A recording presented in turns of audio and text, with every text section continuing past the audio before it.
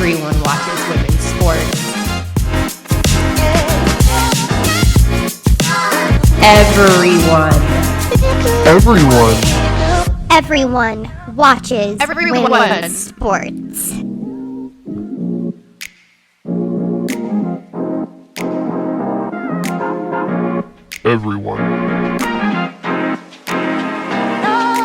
Everyone watches women's sports.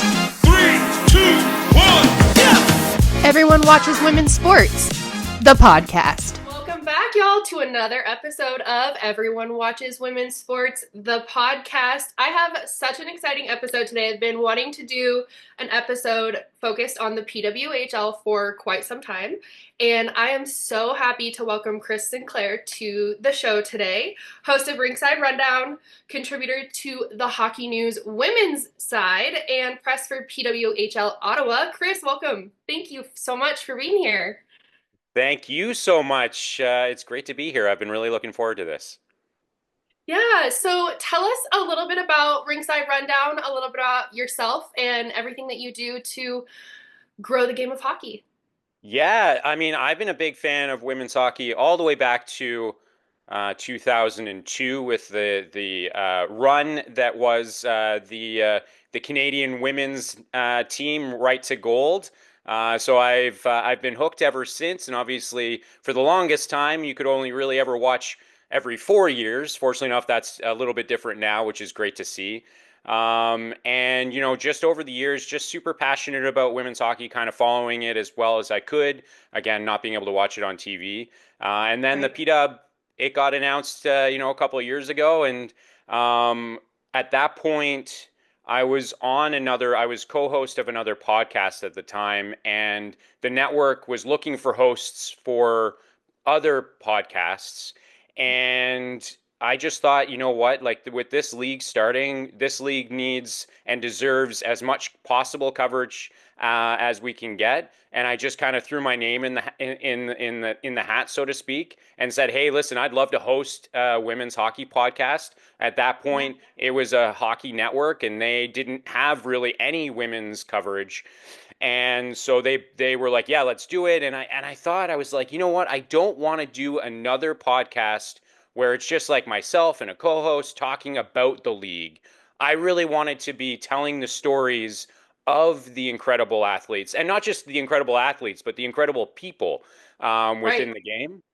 And I look back, we're now, as of today, the 64th consecutive episode of the show. I don't know how we got here, because I started off with knowing no one within the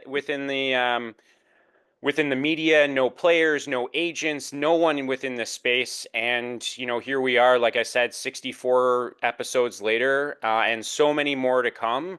So many great connections I've made within this space, and I feel very fortunate to be able to have these conversations. Whether it's authors, it's media personalities, players, coaches, junior, collegiate, PW, SDHL players.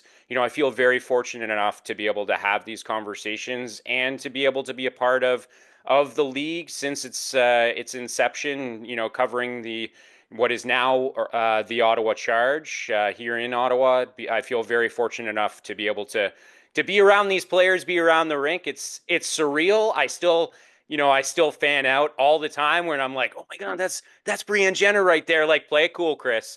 Play it cool. You're in the media now. You got to play it cool. But yeah, I feel very, very lucky to be where I am right now. Well, 60 episodes is amazing, so congratulations on that. I know your show is a really big deal in the women's hockey space, so great job just kind of closing that gap and getting people's stories to the forefront. I feel like that's, you kind of dogged on yourself there at the end for being kind of fangirlish, I'll say, about all these people that you get to interact with. But I feel like that's what makes it so special, is when people are genuinely a fan of what they do and what they talk about. And it just makes it that much more dialed in when you get one of your favorite players or one of your favorite media people on an episode, and you just get to dig in and talk about what you love. So congrats on that. And obviously you literally used the exact word I have written in my notes about the inception of the PWHL. So tell us what it's like from the perspective of somebody who is in literal hockey country in Canada, what it's been like to watch women's hockey grow with the starting of the PWHL. Yeah, what I think is really interesting, more broadly, I think anyone who has been a fan of women's hockey knows or knew that it wasn't that there was never an appetite for it. It's just that they needed the right recipe, so to speak, Right. right? It was about proper funding, sustainable ownership. Those sorts of things haven't been available to the women's side for up until right now, and that's why what Right. made this so different. And I think too, they were really strategic, obviously, in where they decided that the inaugural six teams would be placed. And I think for a lot of people, they saw, Toronto, Montreal, Minnesota, like those are some really good hockey hotbeds. But Absolutely. when you think about a place like Ottawa, even myself, I was a little bit surprised to see that Ottawa beat out, when we look at Canadian markets, a place like Calgary, which is, when we talk about hockey hotbeds, Calgary is a really, really integral aspect to women's hockey here in Canada. Mhm. But I think what Ottawa, kind of bringing it home here a little bit, what makes Ottawa really unique when it comes to women's hockey is exactly, it's kind of like a microcosm for what is women's hockey viewership across the board, which is when you bring it, people will show up. And Absolutely. and Ottawa is just, there is such an appetite for it here, such enthusiasm. Even when the team isn't necessarily winning, they are still selling out TD Place, and that's a perfect example of how important women's hockey is. And when you really, when you invest in it, when you give it the attention that it deserves, people show up, and they have. Yes. And it's been such an incredible experience, especially, from day one, I've been lucky enough to be a part of it. And from day one, it's just been such an incredible ride. And I tell people this all the time, and I'll say it until I'm blue in the face. The watching women's hockey, especially in person, is the single greatest sporting experience I have ever had. And I've been to playoff games in the NHL, I've been to NBA games, I've been to baseball games, I've been to football, soccer, all these different sporting events, and nothing compares to women's hockey. That's incredible to hear because as somebody who is just a fan of women's sports in general, it's been so cool seeing I mean, like, I don't know how into TikTok you are, but there are so many people that talk about the PWHL on TikTok. It is so incredible. So many people posting about how they got the opportunity to go to a game and, the stadium is filled, and it's just been so incredible and inspiring as a women's sports fan to see that kind of come to fruition because like you said there was only every 4 years up until the point of the PWHL, so it was like you said, it's such an if you build it they will come type of thing that's like these people are already watching with bated breath every 4 years. Give them something to follow year in and year out.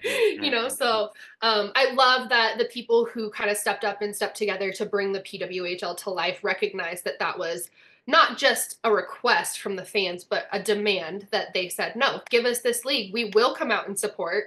And they have come out and support. So, speaking of the league, something really cool just made news just the other day. And you can talk a little bit more about it, obviously. But Abby Roth scored the first Michigan goal in the PWHL. So tell us why that is so special and why that made headline news everywhere. Well, what I'll say, first of all, as someone who covers the Ottawa Charge, I have mixed reactions to this incredible goal because, for like in and of itself, is unbelievable. And Right. Abby Rock has talked about the fact that, she's been making jokes about how she's going to she's going to do it in a game one of these days. And her teammates are saying, no, you're not. No, you're not. And it was this big thing. And then she did it. And I remember I'm still a little bit speechless because I wasn't expecting someone to I do it and have just I have made it look chills so talking easy. about it. Exactly. No, but and she made it look so easy. And she said that she did it because they just weren't scoring on Gwyneth Phillips. So she was like, Right. I'll just try going up top. And she did. But it's like a catch-22 because as great of a goal as it was, now every time I watch that highlight, they're scoring on the Ottawa Charge, right? So I and Gwyneth Phillips, who I've had on the show, and so like I'm kind of torn in that regard, but it is Right. such a monumental moment, and it's just another one of those things where the league has had so many incredible moments, and from the Takeover Tour series and, sellout after sellout and all of these incredible moments, that Hmm. adds another element to the story that is, the first 2 years of a league. Like just thinking about the fact that we're not even 2 years into this league. We're only in its second season and we're already having these historic moments that are just unbelievable and that are bringing people to their feet. Like you can't ask for better storylines. Like the league is just writing the storylines for us. It's incredible to watch. And that was she made I still as you can tell still speechless because that was You are. she You did. are. Yeah. I was texting with a few people after that goal and I was like, I really wish she didn't score that against Ottawa, but man, am I glad she scored that goal. It was great. Isn't that such a juxtaposition of sports? Like something really incredible happens and you're like, dang it, it happened to my team though. Why my team of any of the teams? It could have been any other one, and I would have been all in. Instead, now I'm kind of drawn back a little bit, saying, but why us? We didn't need Yeah, that. like We can't still won the game, celebrate so too hard for that yeah, one. yeah, yeah, yeah. We still won the game, so I'll still say at the end of the day, yeah, that's a great goal. But we won the game. So, but yeah, it was fantastic. And, I love that it's a Michigan goal. She's from Michigan, so there's that story as well, which is really special too. Yeah, it was a great moment, I think, for her specifically. Just like you said, the fact that she had kind of been playing that tune all along of like, no, I'm gonna do it, I'm gonna do it, and then she finally did it. And oh, she the did it. the Yeah, yeah. reactions of her teammates, like when you go back and watch the clip, and it's like one of those like watch a different person every single time you watch the video type thing, because every single one of her teammates was just beside themselves. It was such a Yeah, cool and moment. and she was laughing too because I'm sure in her head she was like, I'm gonna do it, and then she's like, oh, I actually I scored. This actually is did crazy. it. I did it. I did it. Eat it, teammates. Eat it. Yeah. Yeah, so that was a fun one. And then also, right before we jumped on our interview here, there was some other news that broke about a pretty cool partnership with the PWHL and Barbie. Tell us what you know about that. Yeah, it's fantastic. So they've partnered, and obviously it just came out today. But Mhm. they've partnered with Barbie, and they're actually going to be. So it's a collaboration between Barbie and the League, and they're teaming up with Peace Collective, which is a Canadian clothing brand.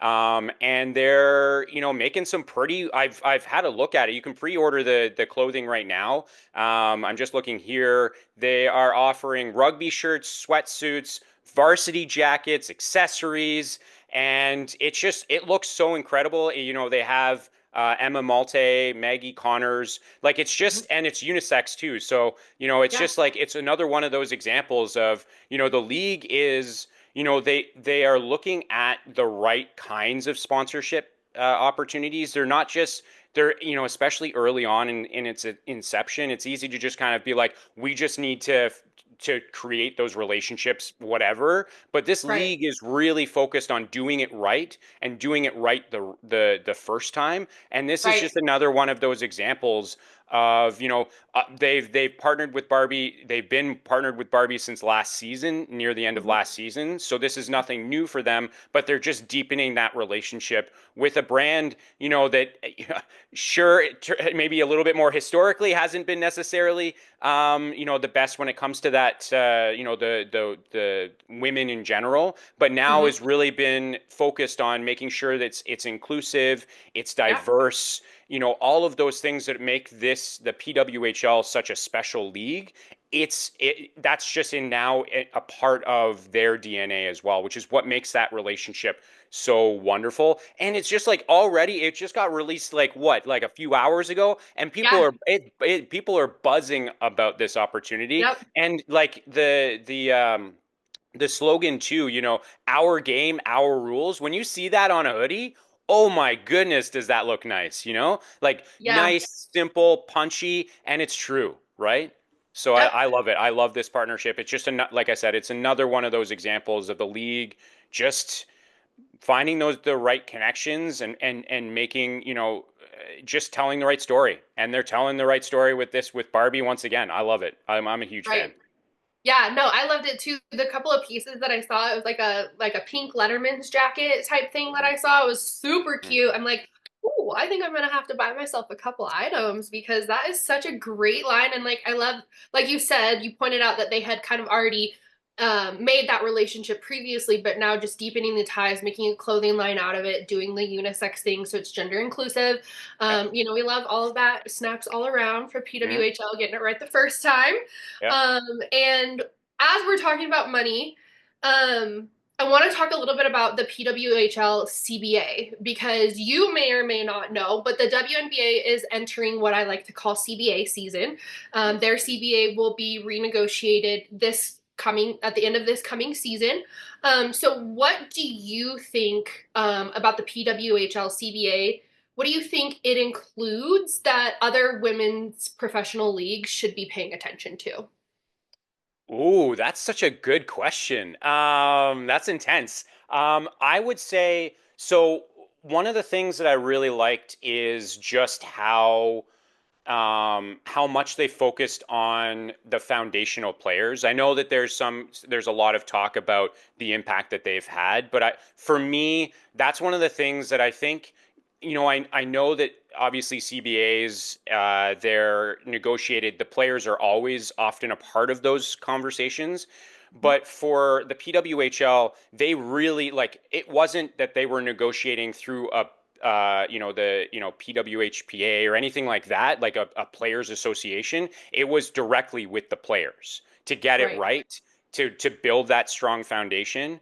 And that's, I think, something that's so important is that, especially when you're looking to create longevity, create a sustainable space, that needs to be at your core. At its core, you have to be negotiating directly with the players and especially, getting a good mix of players. So it isn't just you're getting them with that perspective of the veterans, right? Which is great, right.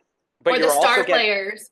yeah, exactly, and you're also mixing in what's the next generation? What are they going to be Right, looking at and how can you evolve this over time so that it isn't something that's archaic. It's something that is ever evolving, and that's because at your core it truly is about the players, right? And I think right, that's one of the things that this league has been really focused on is like how do we make sure that we're just getting this in front of as many people as possible. And that's why, inaugural season, how could you watch the game? Well, you could watch it for free on YouTube, right? Like right, that's one of those things that's how you draw as many people in as possible is making those right, smart decisions, right? right, And that really does start with the players. So that's the thing. One of the biggest things for me is just any league, you got to start with the players, start with those foundational players, layer in the next generation as well, so that right. everyone has a true voice in this, because that's what you're going to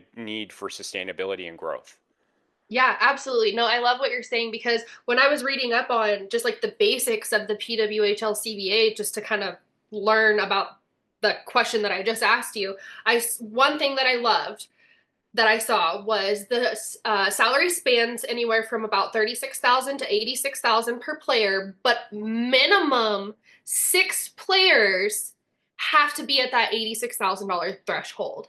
So that is huge. That's more money than the WNBA rookie minimum. So Yeah, and that's been so important, right? Like for any league, you want those players to be able to just focus on playing the game, right? And Yeah. and this goes for any women's sports, but speaking specifically about hockey is like, you'd Mhm. have these players who they would work a 9 to 5, then they would rush to the rink to play a game, and then they'd have to go home, try to get like home, bed, wake up the next morning, right to work. They didn't necessarily have the same opportunity to be able to train, which is just like Mhm. that. Just on the men's side, we're just used to like, oh, you have an off season. Well, your off season is training, right? Right. Whereas on the women's side, you weren't necessarily able to just train. You also were working at the same time. So to have that, there's still room to grow. There's still, I'd love to see that floor be elevated. But Yeah. to start things off, I think they've certainly started things off on the right note. And like you said, like the top end, Huge. that's huge, right? That's a huge Yeah. win for these players and Yeah, well and I mean, deserved. even to contrast it, like the one thing that the WNBA does that I feel like the PWHL should adopt is the WNBA provides team player housing for the players that are on each team, where PWHL does like a $1,500 a month stipend, and then they help with moving costs if you get traded and so on and so forth. So it's like it's so cool to just see the contrast between the two professional women's leagues, but then also kind of see how they can learn from each other and make each other better as they continue to grow and continue to get more players. Use the voices of the rookies, use the voices of the players who are in college that are coming in the next 2 to 4 years, things like that. So yeah, I just researching the PWHL business side was really informative on the CBA because they take care of their players. Yeah, and I think I love that you drew those parallels and contrasted them as well, because I think what's great about the PWHL is they're not afraid to, as much as I said earlier that they want to make sure that they get things like the brand sponsorships right the first time, they're also not afraid to just try something new, right? Absolutely. And we can talk, the jailbreak rule, I was those just going to ask you about that. So funny. yeah, but like that, those innovations, and the gold plan, where it's like, even when you're out of the playoffs, like it's incentivized to continue winning, so you don't tank, right? Right. Which is what we're Right. seeing, what we see all the time, right? And so yes, there's definitely again room to grow, and there's room to expand, but at the end of the day, like they're not afraid to try different things. And I think when you have a new league, you have the opportunity to look at other leagues like the WNBA, right? Mm-hmm. That's a great example. What are they doing that we can kind of take and manipulate to make it work for our league and our players?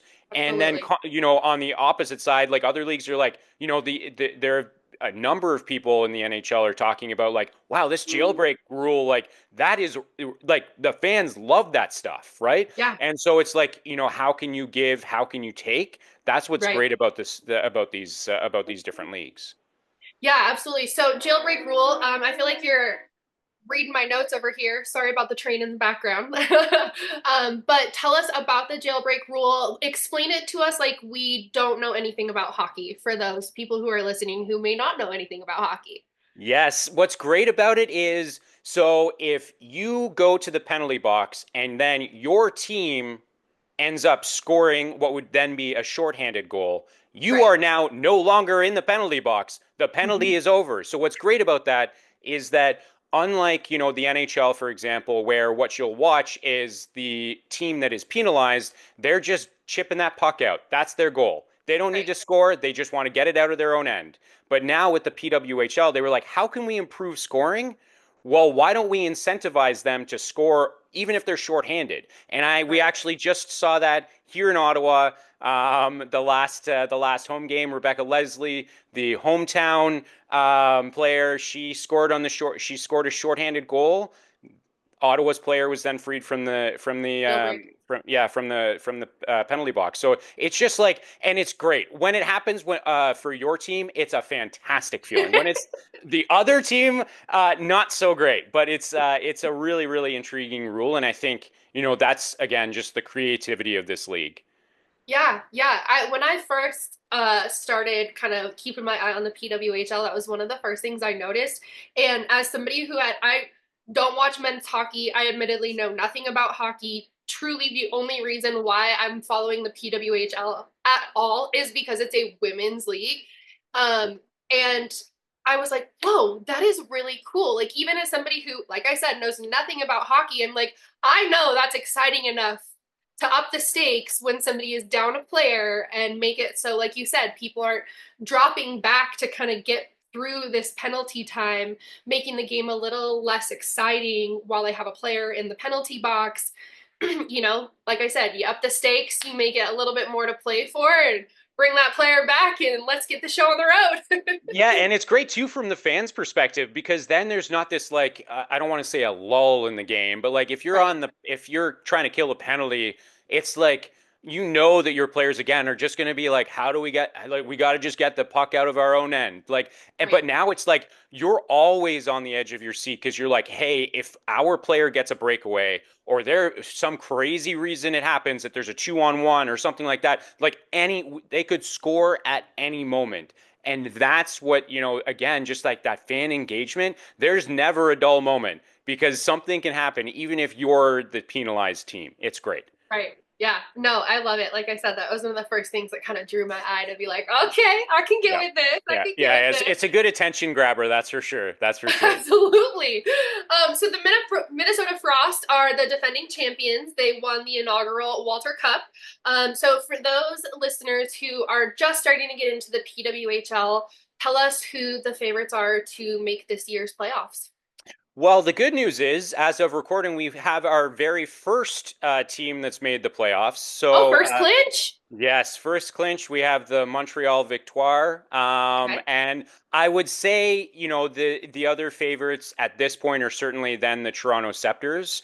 Hmm. And then at this point, you're looking at probably Boston. And then Minnesota is the last one. They're in fourth place right now. But what's interesting about the standings is that it's 3-point games, right? So unlike in other leagues where it's 2 points for a win, in the PWHL it's 3 points for a win. So what that means is this can, just like last season, can come down literally to the last game of the season. I mean, obviously in this case, Montreal kind of ran away with it, but that's what another one of those really exciting aspects of the league is just the way that the points are dished out can really create. You get 2 games, you win 2 games in a row. The team ahead of you loses 1 game. Now you take over their spot. Next game is a whole other story, and it's just so it's a wild ride right till the finish. Yeah, but a little bit more clamoring for that one seed, just to make Yeah. it more exciting again. Yeah, So, yeah. Just we couldn't get enough excitement, so we needed to find it one more thing that we could layer in there, and they did. They did. Yeah, but I would say, based off of, even going back to last season, Montreal has just traditionally been the best of the teams. Toronto, just like last season, did what they did, and they didn't have a good first half of the season, but they've really stormed back in the second half. mhm. And then it's basically, Boston, Minnesota. New York, unfortunately, is just not, they haven't really found their groove last season. Then they had a coaching change. And this season, albeit they did have a big win against Ottawa the other in Ottawa the other day, which was tough to watch and be a part of. But they're at the bottom of the league, and then there's Ottawa in fifth place. So that's one of the things that's exciting about only having 6 teams at this point, which I'm Right. sure we'll get into some of what could be in the future. Hmm. But yeah, with having only 6 teams, it really helps with like there's just such parity, really. I mean, outside Yeah. of New York, with all due respect, there's such parity within this league. Anyone can win. Anyone can go on a 2 or 3 game winning streak, and then they're way up the standings. And that's what we saw, for example, with Toronto this season as well. Well, again, you took the words right out of my mouth to transition. So, what do we have on the horizon for PWHL expansion? Tell us anything you can tell us. Yeah, so what's really exciting is that the league announced a few weeks ago that they are looking at expanding by up to 2 teams. Oh, awesome. Yes, so we're expecting an announcement. Well, it could be any day now, but Uh-huh. probably within the next week or so about expansion. And what's really exciting about that is, with the takeover tour games that we've had a number this season. We've had a number of them next season. We have our final one coming up this weekend. is that's given the league an opportunity to kind of see some non-traditional markets. So they've played in Seattle, they've played in Denver, they're going to be playing in St. Louis. So there are a bunch of different places that they can kind of test out the market to see what the fan reception has been or would be, and it's been fantastic. They're having consistent, sellouts or near sellouts at every one of these games. Um, but yeah, right now there's talk of potentially like Quebec City being one of those locations. They did really well when Ottawa and Montreal played there this season. Also, places like Denver is definitely the it was a fantastic game there. I wish that I could have been a part of it, but just watching it on TV, you could tell the fans there are clamoring for a team, and it's just great to see that. But I've heard the last rumors out there were that the league would expand by two American teams, so they would not Oh, be. Yes. So the hope, certainly from my perspective, is that they would keep it balanced with, you know, uh, four Canadian teams, four American teams. But right. last I heard, and I'm happy to be wrong, but the last I heard, the reporting was that they're looking at potentially two American teams. Interesting. Well, I know those Denver sports fans are loyal. They will get behind anything that you throw at them pretty much Yeah. out there in Denver. So, Yeah. especially with women's sports too, they're really, really great out there. Obviously, Colorado's super inclusive. So, Yeah. yeah, that's very exciting news on the PWHL front. Before we get to the end of the episode here, tell everybody where we can find you, what's next for you. Can you hint to any big interviews coming up on Rinkside Rundown? Tell us a little bit about what you got going on. Yeah, so a lot of really exciting episodes coming out. I've had today's episode is with Lucy Morgan, who is the newest. Speaking of Minnesota earlier, she is the newest Ottawa Charge, who the team signed from Minnesota. She's a goaltender. Fantastic conversation. I also have upcoming interviews that are going to be with the members of the Canadian national para hockey team, with authors telling incredible stories of aspects of women's hockey, which is just going to be a fascinating conversation. Award foundations, lots of incredible episodes. And again, it's not just about the players; it's about their stories, and that's what's really fun about the show.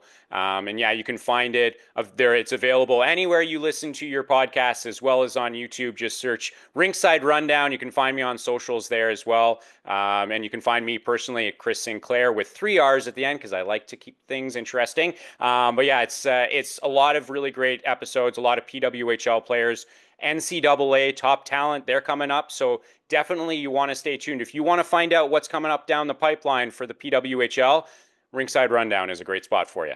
Yes, yes, absolutely. I definitely plan on catching some episodes myself.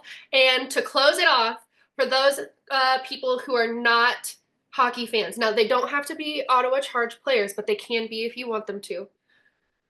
Three players in the PWHL that you think people need to keep their eyes on. Oh, first one that comes to mind is Abby Boreen out of Montreal. She played with Minnesota last season, drafted into the league this year with Montreal. That's the number one. I would say, and I promise I'm going to do my best not to just stick with the Canadian teams, but I will also say Hannah Miller out of Toronto. She had a quiet year last year. She has done the complete opposite this year. I could have also gone with Daryl Watts, former Ottawa Charge. Now with the Toronto Scepters as well, but I'm not going to pick that one because I feel like that's a low hanging fruit. Um, and then who do I want to pick as the third one? I would say, you know what? I'm going to do it. I'm going to go a little bit off the board on this one. Minnesota Frost forward Brooke McQuigg. I had her sister Rachel on my show. She's a goaltender, fantastic family. But Brooke, great forward. And what's really interesting is that she's great at both ends of the ice, great defensively, has some really good offensive flair. That's a player who quietly scores a lot of goals, has a lot of points, and is a really fun player to watch. So those would be my top. So it's Abby Boreen, Hannah Miller, and then Brooke McQuigg. You just keep hitting all my conversational points because I love that you mentioned Hannah Miller because I saw one of the funniest TikToks I've ever seen ever was about Hannah Miller and it was all of her teammates dressing up as her. It was so funny. So I'm The- so glad you mentioned her. her reaction as they started coming into the room, She was like, it was like this double "What?" take, like what is and they nailed it. They nailed the look. It was they all had the wigs on, the toques on, just the way she The wears it. beanies, all of Yeah. it. Yeah, it was yeah, beanies. Yeah, it was great to watch. That it's like moments like that that just like it isn't just what's happening on the ice. It's also what's No, happening off, and that's really no, exciting. it's such a great league. So thank you so much for coming on to chat about it. I appreciate you. And hopefully all of the audience will make their way to you on socials and come check out what you've got going on. Yeah, thanks so much for having me. This has been a blast. This flew by, but it's great to talk with you about this. Yeah, you too. Thank you so much again for coming on. And maybe we will link back up towards playoffs and talk about what's going on then. I'd love to. Absolutely. Awesome. Thanks, Chris.